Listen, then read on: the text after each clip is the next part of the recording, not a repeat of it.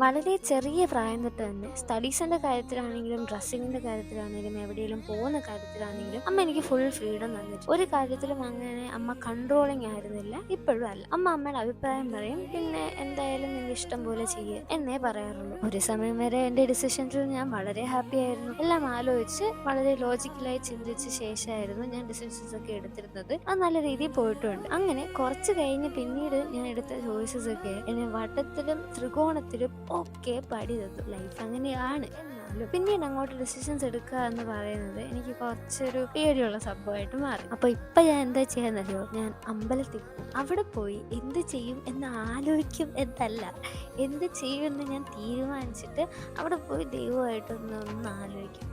Okay ആവുക എന്നുള്ള രീതിയിലൊക്കെ ഒന്ന് ആലോചിച്ച് വെച്ച് ഞാൻ ചെയ്യും. ഒരു മനസ്സമാധാനം. ഇപ്പോൾ പറഞ്ഞു തന്നത്, ഇന്ന് ഞാൻ അമ്പലത്തിൽ പോയി വന്നു. ആശുവിന് ചന്ദനമൊക്കെ തൊട്ടെടുത്ത്.